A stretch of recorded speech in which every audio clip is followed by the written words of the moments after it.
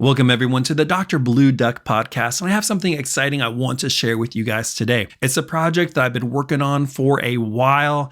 It's something that I did while I went back to school to get my doctorate in worship studies with emphasis in pastoral counseling. I had to do something that was different than writing my doctoral thesis. So I did this project right here. And here's the finished project. It's called Modern Proverbs, 100 Daily Readings for the Christian Male Youth. So by no means is this book supposed to replace Proverbs from the Bible. It's not supposed to replace any book in the Bible because it was written by me, not God. But it is things that I have learned in life that I wanted to pass down to other young men. So if you know any young men in your life who are getting ready to transition into adolescence, getting ready to grow into that stage of early manhood, it's a difficult place to be. It's challenging, even if you have the best dad in the world. So I wrote this collection to bring encouragement and direction and guidance to those young men. So this is covering kind of maybe late junior high, high school, and early college, this book right here. And the way it's written, it's just a bunch of really short daily readings. And when I was young, when I was in high school, even in college, my attention span was not what it is now. I had a very difficult time reading something that was more than like a page or two. I always wanted to read, I always had good intentions, but I just could not pay attention that long. So knowing my audience here, which is young men or young adults, male adults, I decided to write these in very, very short pieces here so that they can easily read one a day. I mean, look at this right here, just to kind of show you, like, these are not very long. It might take maybe like 3 minutes for a young man to read, if even that. But the information here, the knowledge here, or wisdom, whatever you want to call it, is very to the point.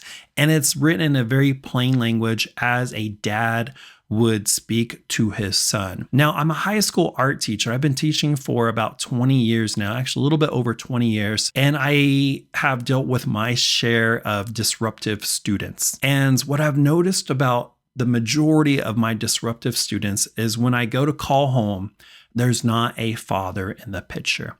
And that breaks my heart and it really makes me sad. So that's one of the reasons why I wrote Modern Proverbs, is because I was thinking about those kids who don't have a father in their life. If they could just have a short, easy book to read that offered that advice and guidance to them, maybe, just maybe, and prayerfully, it would help them. It would guide them. It would give them some type of encouragement. I had the best father growing up. My dad's great, and I had a great mom. My mom's great. I had grandparents. I had people pouring into me, and I just can't imagine how difficult life would have been for me without a father figure in my life, without my dad being a young man growing up and not having that example. So that's one reason why I wrote this book. Another reason I wrote it, and this is maybe a little bit more grim, I was thinking, like, what if something happened to me? And I have my 2 boys, and if something were to happen to me, all the things that I wanted to teach them, all those lessons that I've learned in life the hard way, I wouldn't be able to pass that down. So I wrote this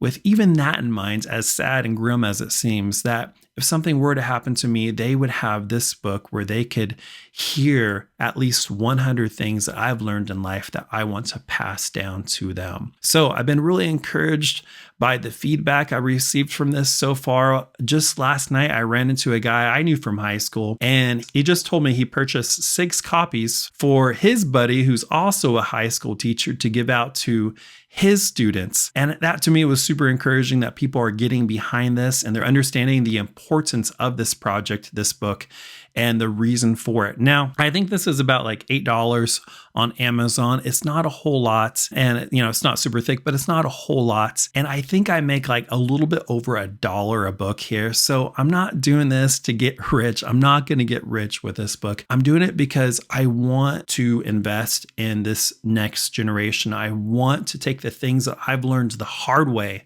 and let other people learn them the easy way. Some things are very practical here. Some things are very spiritual. I just kind of want to read you a few of these just so you can understand. This one's titled right here, Not Overcommitting.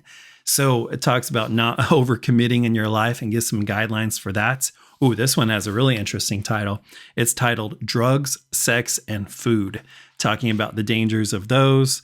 This one's titled Morning Workouts. And this one's talking about asking for help, how to ask for help the right way. This one's titled When to Fight. When do we fight in life and when do we walk away? So there's all types of different topics here. This one's called Hug Her. So that's kind of a neat one. The very last one's called Last Advice. So you can kind of imagine what that one's going to be about. So all types of just little pieces of advice here that I wrote to help this next generation sometimes just doesn't know the things that we have learned in our lives as more seasoned fathers or as older individuals. This is written for young adults. This has actually encouraged me hearing some of the positive feedback to begin my other book. And I do have a couple other books out there on Amazon, but a new book. And this one I'm thinking about titling. I'm praying about it right now, so I could use your prayers and guidance for this next book. This next book, I'm thinking about titling it Christian Gaming Dad. And this book would be written not for kids, not for young adults, but for dads like me and you to provide guidance and encouragement in our hobby of video gaming. How do we balance being a worshiper of God? How do we balance being a leader in our family and our hobby of video games? How do we balance that in life? So I'm thinking about writing that. I have like one page done already. So if you are a praying person, please pray for guidance with that. If that's something I should spend my time in, and if so, how I should write that. Because with this book right here, I really didn't feel like this was just my thoughts and my words. I really felt like God's Holy Spirit was telling me what to write here and giving me the information and the words to write. If you want to look that up on Amazon, it's Dr. Terry Tripp, and I'll put a link below too. So anyways, that's what I wanted to share with all of you guys out there. I hope you guys can get behind that. If you know any youth that this could encourage, I mean, this channel's for gaming dads and gaming dads out there. We care for our own kids. Not only do we care for our own kids, we care for the other kids out there too. I know a lot of you are involved in youth ministry and you have jobs where you're helping out kids and young men who are having a difficult time transitioning to adulthood. So I wanted to share that with you. So anyways, guys, thanks for hanging out and let me share this book with you guys and praying about my next book that I kind of have up here and right now. I'm thinking about doing that. So yeah, I could definitely use your prayers for that. And as always, be kind, use your mind, and game on.